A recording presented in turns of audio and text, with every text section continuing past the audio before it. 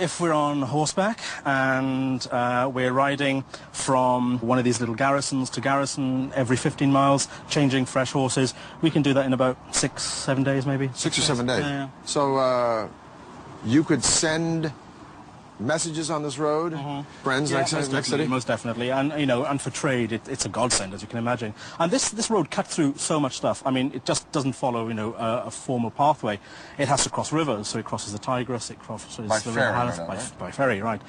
Sometimes it clings to the side of mountains, sometimes it clings to the side of rivers. So the terrain is changeable. It's not drained or anything like that, so it's not as advanced as some of the Roman roads we get in later periods. So it doesn't have a gutter system? No, nothing like that, nothing like that. But what it's essentially is, it's sort of maybe 20 feet wide with a sort of chip-in base, which is good for horse treads and that kind of stuff, you know. And carriages and exactly, to get chariots. things through as quickly as you can, basically. Well, Lloyd, it's been a pleasure talking with you. Yeah, thank you for enlightening us about this incredible road. Mas Dario não estava satisfeito. Havia ainda território que ele queria controlar. As vastas riquezas do norte da África, e estava determinado a construir uma passagem lá. Fez com que seus engenheiros projetassem canal gigante ligando o Mediterrâneo e o Mar Vermelho. Everyone has heard of the Suez Canal, but how many have heard of Darius's canal? What Darius did was build an east-west canal that was 130 miles long. Com o conhecimento persa de hidrologia, os engenheiros de Dario usaram ferramentas de bronze e ferro para abrir o canal. Depois, remover a areia e revesti-lo de pedra, deixando-o pronto para que navios o cruzassem. 7 anos seriam necessários para concluir a via navegável de 208 quilômetros, bem como um batalhão de egípcios, cortadores de pedra e construtores de canal. Parts of the canal between the Nile and the Red Sea were actually not waterways, but just points along which the ships could be dragged until they reached another deeper portion where they could again sail their course. Darius says, I, Darius, King of Kings, conqueror of Egypt, built this canal. He connected the Red Sea to the Nile River for trade, and he says, and ships were brought along my canal. Em 513 a.C., a Pérsia era o maior império que o mundo já vira, superando até mesmo o tamanho e riqueza de Roma em seu apogeu, 4 séculos depois. A Pérsia era invencível e seu apetite por conquistas começava a assustar uma potência emergente do outro lado do Mediterrâneo, as cidades-estado da Grécia. Just a little geographical info. That big body of water out there is the Black Sea. This thin body of water here is the Bosphorus Strait that connects the Black Sea to the Mediterranean. So I'm standing in Asia, or Asia Minor if you will, and that land over there is Europe. Now, Darius put down a revolt from some cities on the coast of Turkey, but this revolt had been supported by Athens, so Darius wanted to teach Athens a lesson. He was going to march on Greece and attack that city, but how is he going to do it? He's got to go across the sea. Well, he takes a bridge of boats, pontoons if you will, and lines them up from that point to that point and marches an army, so Herodotus says, of 70,000 men across the sea to attack Greece. Amazing. Os engenheiros persas ligaram uma margem do Bósforo à outra, alinhando barcos lado a lado como alicerce. Depois, construíram uma estrada em cima deles, unindo a Ásia à Europa. Probably this was a system of planks, and underneath there was a system of packed earth, or perhaps dry wood, to keep basically the road stable.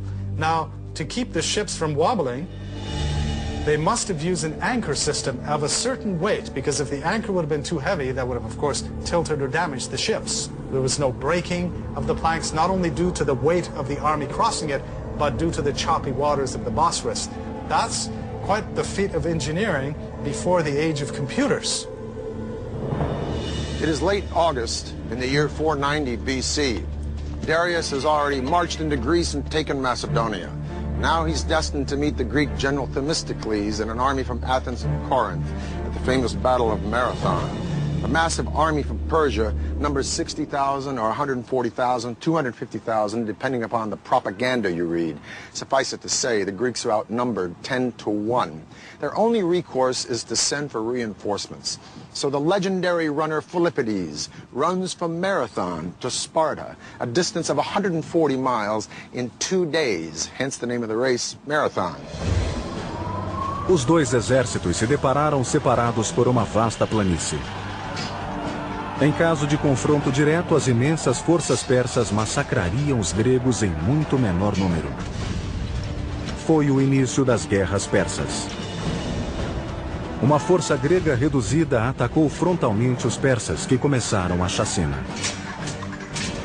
Mas as forças gregas restantes haviam se dividido em duas, abrindo duas outras frentes contra os persas. Arrastados a uma sangrenta arapuca de morte, os persas sofreram pesadas baixas e recuaram. Para os gregos foi uma grande vitória. Para os persas, apenas um quebra-molas em seu trajeto rumo à dominação mundial. Dario resolveu voltar para casa e se dedicar a embelezar ainda mais a cidade de Persépolis. Ele nunca mais veria a sua capital. Em 486 a.C., Dario morreu a caminho de sufocar uma rebelião no Egito, deixando em seu rastro um império que redefiniu as noções de poder e glória. Ele também evitou um novo caos, como o que se seguiu à morte de Ciro, nomeando um sucessor, seu filho Xerxes. Now Cyrus the Innovator and Darius the Expansionist were very hard acts to follow. But Xerxes had been a king in waiting all of his life. And a couple of his first acts were to suppress a rebellion in Babylon, another one in Egypt. And then he went after the Greeks. Somehow the Greeks just stuck in his craw. Some historians argue that Xerxes was making a preemptive strike. Others say that he was just cleaning up the business of his father. Whatever the case, the Greeks were no longer intimidated or impressed by the Persians since they'd beaten them at Marathon. And so Xerxes buddied up with the Carthaginian navy at the tip of what is now modern Tunisia, and he decided to beat the Greeks at sea. Em 480 a.C., o Império Persa estava no apogeu. Vasto, poderosíssimo e fabulosamente rico. Fazia 10 anos que os gregos haviam derrotado o rei Dario na Batalha de Maratona. Seu filho, Xerxes, era agora o novo monarca absoluto da dinastia Aquemênida. E Xerxes queria vingança.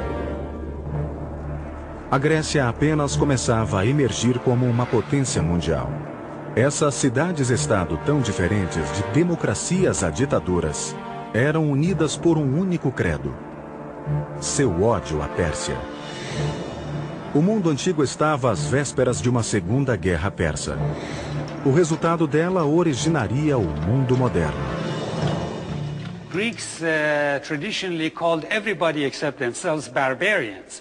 So this whole thing really between East and West started probably with the Persians and the Greeks and continued ever since. A invasão persa da Grécia foi uma das maiores parcerias entre engenharia e estratégia da história militar. A gigantesca invasão seria um complexo assalto por terra e mar, que requeria extraordinária habilidade. Xerxes queria que suas forças adentrassem a Grécia, no istmo do Monte Athos. Mas lá, o mar era tão turbulento que o rei mandou seus construtores cavarem um canal através do istmo. Com vasta mão de obra e perícia em construção de canais, os engenheiros de Xerxes levaram apenas 6 meses para concluir o canal através do istmo. Mas o desafio seguinte enfrentado por seus generais e arquitetos foi ainda maior. O imenso exército persa precisava cruzar o Helesponto de 2,5 km de largura. Até hoje, a solução deles é considerada um dos projetos de engenharia mais ousados já concebidos para uma campanha militar. Tomando emprestada uma página do livro de seu pai, Xerxes ordenou a construção de uma ponte dupla de barcaças através do Helesponto, proeza edificadora que ultrapassaria a ponte construída por Dario no Bósforo. But what's very interesting is that 674 ships were now lined up. How were these ships kept stable? This must have been quite an engineering feat. The Bosphorus is not a very calm area. It can be quite choppy. The row of ships were kept in place with a very taut system of cables, probably 2 large cables that ran between Asia and Europe. Now remember, a large number of troops crossed this bridge, perhaps up to 240,000 troops. As cordas permitiam aos barcos mobilidade suficiente nas águas turbulentas. Cada seção da ponte foi construída sobre 2 barcos, ligadas por tábuas.